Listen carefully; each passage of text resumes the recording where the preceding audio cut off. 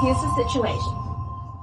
Thailand is a global agricultural powerhouse, yet 6.2 million people still go hungry, not because food is scarce, but because too many can't access it. Despite its agricultural strength, Thailand faces a growing food security crisis.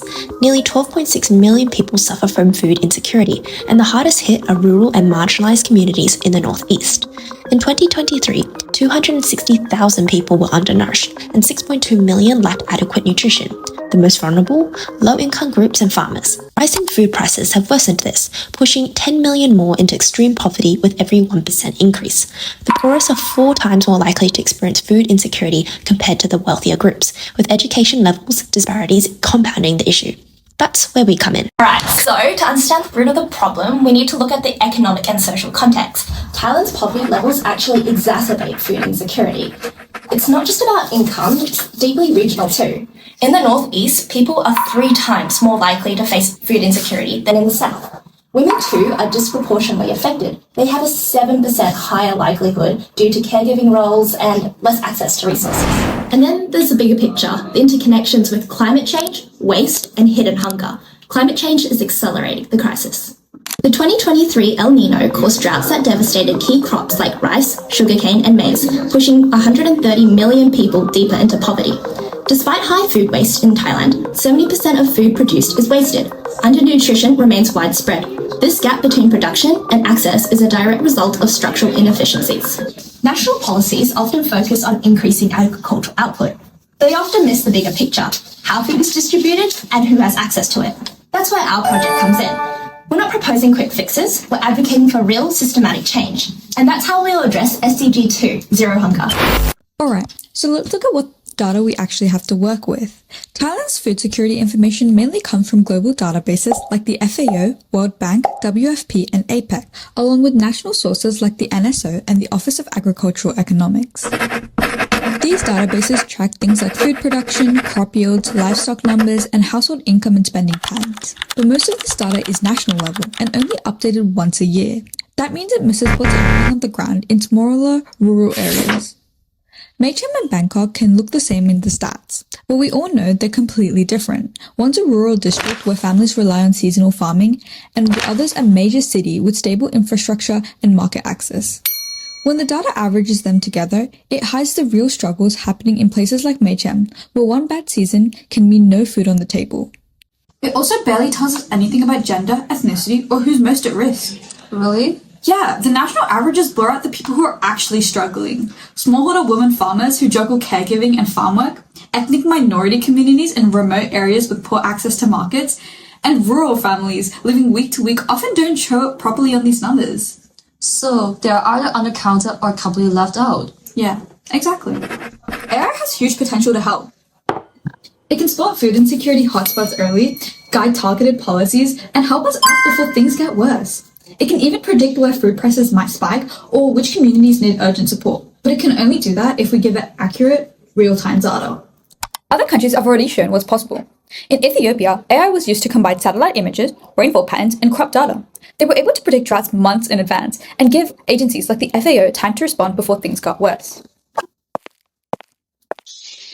In Thailand, programs like the SOS have done great work redistributing over 6.8 million kilos of surplus food. If we want to get ahead, we need better data. That means community-led surveys, real-time price checking, and local climate sensors. We can't rely on old reports that miss the daily struggles people face.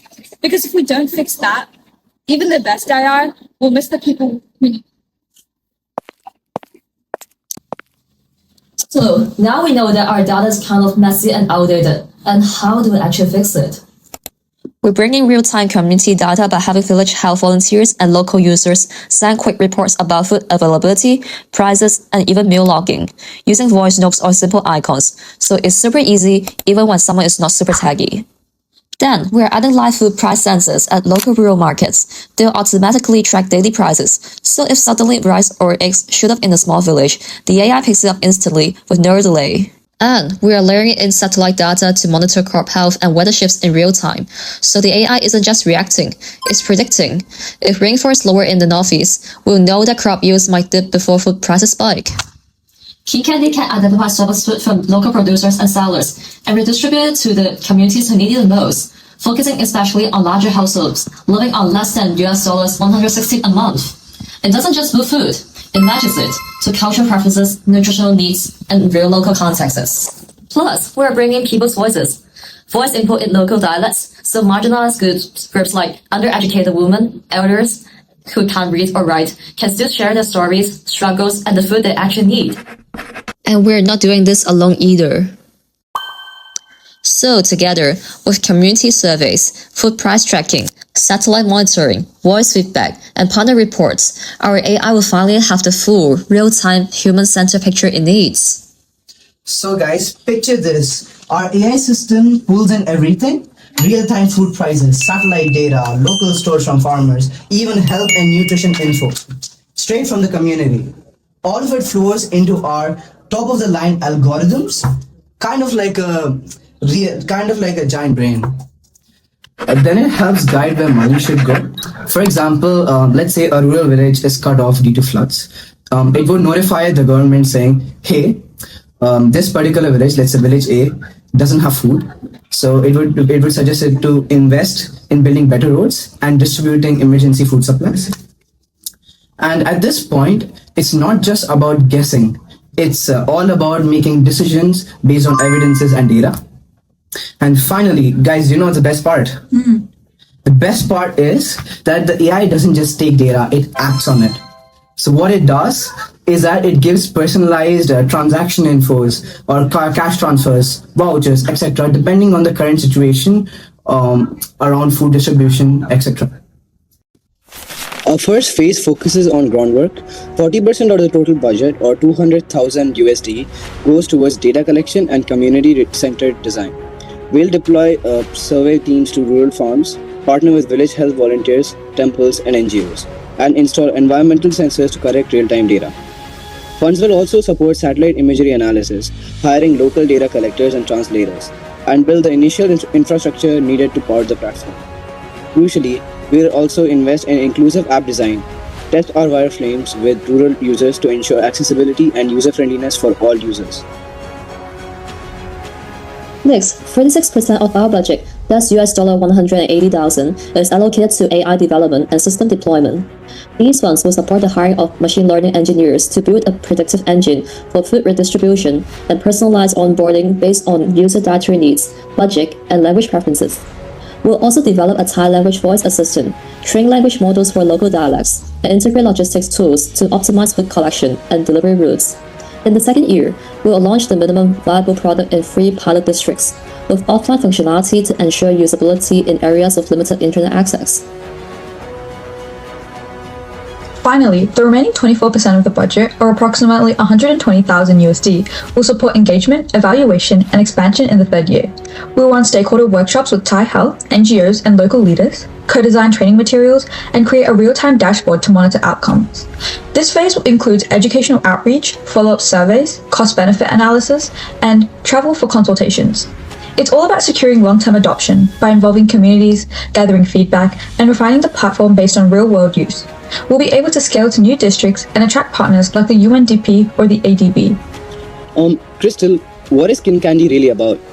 So KinKanDee supports smallholder farmers to boost stable crop yields, like rice and cassava, by 15 to 20% using better seeds, irrigation, and smart farming. Alright, but how does this impact the economy? Caitlin, could you explain it a bit more? Yeah, so it means more stable jobs, better rural incomes, and a lift in agri-GDP, which makes up 8.5% of Thailand's economy. Right now, Thailand spends over $67 million a year on food aid and treating diet-related issues like stunting and anemia. By tackling food insecurity early, KinKanDee reduces its costs and frees up funding for things like schools, clinics, and internet access. That's interesting.